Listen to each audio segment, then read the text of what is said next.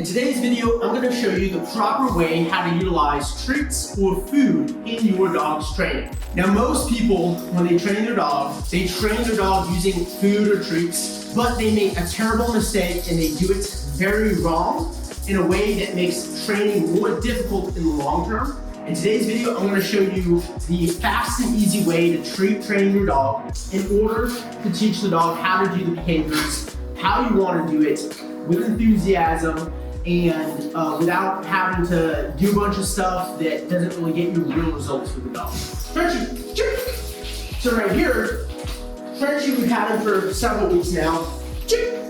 And the first thing I'm going to do anytime I incorporate any kind of treat training with a dog, I'm going to create a very powerful reward marker. That is, he knows whenever I say that word, whatever he's doing, he's going to break out of that position, come to me, and collect the reward. A mistake that a lot of people make when they utilize treats in their training is they do what's called luring with the dog. Luring with the dog is going to look something like this. Okay.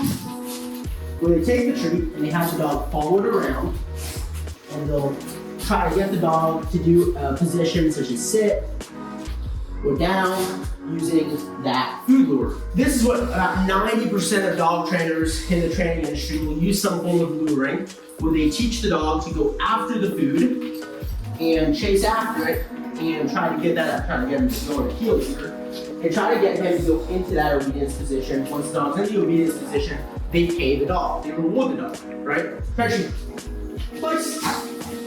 Now, there's some common downfalls or pitfalls of teaching dogs using this training method, using a lure. And I'm gonna explain some of those reasons. One of the biggest reasons why using a lure is detrimental to your training is it teaches the dog to follow the food. It teaches the dog that this is the food, I follow the food, following the food gets the reward, right? Now, this is something we don't necessarily want to teach the dog, because what if the food is a distraction? What if the food is something that we put on the ground? Nope. Frenchie, place. Here you go, that one. Ideally, we don't want to let the dog get the food, so we're unteaching what we've taught him. The food's a distraction. We want the dog to ignore distractions. All that food down. Nope. Place. Frenchie, come. Frenchie, heel. Nope. Frenchie, heel. Oh, boy. Oh, boy. Frenchie, sit. Okay. Right? So now, I can let the dog have that food, but I'm not teaching the dog to follow the food in order to get the food. I'm teaching the dog to ignore the food, to follow the obedience in order to get the food. This is going to teach Frenchie, place. This is going to create a thinking dog, a dog who follows your guidance and follows your instruction and looks to you for the right answer, rather than a dog who's just mindlessly following the treats and following that hand that has that treat in it, which is going to create very problematic behaviors in the future, where you have a dog who's so focused on the reward that they forget the obedience, right?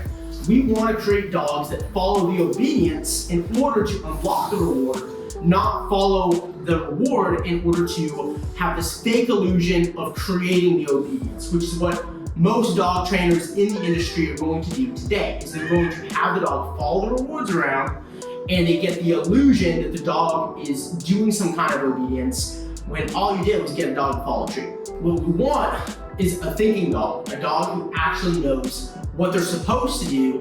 And here's how we're going to teach it. Milo here, obviously he's been with us for a while. He's done some training, he's a Frenchie, we've got his brother as well. He's done some of this, so I'm going to show you, but keep in mind that he's already done some of this, so he's gonna be a little bit more advanced than your dog if you're gonna take your dog and do this at home. Okay, so I've got a release marker, that releases him from the obedience.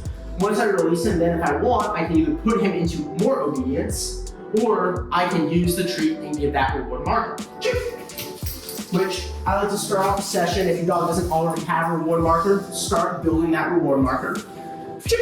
I can throw the treats, I can toss them, I can, do a lot of things. I want to keep this engaging and fun. I don't want to just hand the dog a treat. I want to keep this very exciting for the dog, make it fun and interesting. Hey there, I hope you're enjoying this video. And if you are, I want to let you know that I'm actually working on something pretty cool. It's a free PDF guide that goes over the 5 secrets dog trainers don't want you to know in the industry. I want you to be aware of these 5 secrets and have them so that you can get the best training with your dog. Just go to the comment section or the video description. You'll see the link there. Click on it. Put in your email so I know where to send it to you, and it'll be right on its way. With that being said, enjoy the rest of this video. So now down something we've been working on with him, can be on again. Stretch it down. Good boy. Nope. I'm gonna use that leash, I'm gonna guide him. When we teach all the obedience, one of the big things we're looking for is we want the dog to understand that we are guiding them to give into that guidance. This leash is my guidance. Stretch your heel.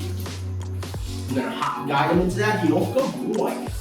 Super. Notice I'm not using the treat. In fact, the treat's in my pocket. I don't want the dog to see the treat because I don't want the treat to be something that conflicts with the dog doing the obedience. That is until later on when I start incorporating treats as distractions. Heel. Oh boy. And I'm just using that leash to guide him heel, into that proper position. Once he's in that proper position, doing what I want with that behavior, okay. Good boy. Then I can release and reward, right? So this is something that a lot of trainers, they don't do this because they want the easy route. They want the dog to just follow the rewards and get the illusion of getting obedience rather than real obedience, which is teaching the dog to think, right? This is another thing where when we utilize training with the dog, right, we want to teach the dog to follow our guidance, right? So for example, if I just take some of these treats and I'm just gonna put them on the ground. Nope, pressure, or my place. Oh boy, place. If I didn't teach what I taught to him, if I just taught him to follow the food, he would just run after the food. He wouldn't as easily give into my guidance, right? I'm just guiding him, I'm showing him, hey, like that's not the right answer, come over here, because I've taught him in a way in which he follows the guidance to then, okay, to unlock the reward. Now this doesn't mean you can't have that reward, like absolutely, you can teach the dog to go get the reward that's on the ground. This is actually a competing motivator. And in training, we want to get the dog to the point where we utilize competing motivators as rewards, and we release the dog to that competing motivator. But we must first show the dog how to unlock that competing motivator. And this is how we do it. Now let's see if he'll hold a sit for us. Nope, sit. Again, I'll just use that leash to guide him, right? Now when teaching the obedience command, I'm gonna say the obedience command, and I've actually got several videos you can look up on the YouTube channel which shows exactly how to do this. But in essence, I say the obedience command, I use the leash to whether guiding the dog up on place, guiding the dog into sit, guiding the dog down, using the leash to get the dog into heel. It's all utilizing the leash as guidance for the dog and teaching the dog to give into that guidance in order to unlock the release word, which leads to that reward. And this is where we can start. He's at a point in the training, by the way. Wouldn't do this with a brand new dog that we haven't built a foundation with, but he's at a point we can start utilizing distractions. I can start using these treats, putting them on the ground, and you see how from the get-go, because I've taught the dog to focus on me to unlock the reward, he's not focused on the distraction, he's not focused on the treat. Again, it doesn't mean that he can't get it, that he can't access it. It's that the key to accessing the reward is through me, whether it be the trainer, the owner, whoever it is, he needs to look to guidance. Most people, they have a problem. Most people, they have a problem if the dog listens to them and have a treat in their hand. But what happens when the dog wants something over there? Now the dog is conflicting with, hey, I want to go say hi to my doggy friends. I want to go say hi to the person who came in the door. I want to go sniff that blade of grass over there. That looks really enticing. And you create a lot of conflict between you and the dog, right? Now the dog's like, you want me to do this, I want to go do that. By teaching a system in which I'm not utilizing the reward to create behavior, I'm creating the behavior to unlock the reward, and I'm also using that reward, that competing motivator, as a distraction later on in training, I've created by default a dog who, when they see a distraction, when they see something that they want, rather than fighting against you as the owner, the dog's automatic response is to look for guidance. Hey, what can I do? What do you want me to do? Give me an obedience command so that I can go interact with that thing. Now, you as the owner, it's up to you if you want to utilize that distraction as a reward for the dog, or if you just want to put the dog in obedience and walk by it. And this is the beauty of using treat training if we use it right. And now the other way, she's very play motivated. We could do the same thing with play, right? I just happen to use treats because this is something that I want to make a video on, and so today I decided to use treats. All these behaviors previously were taught using play.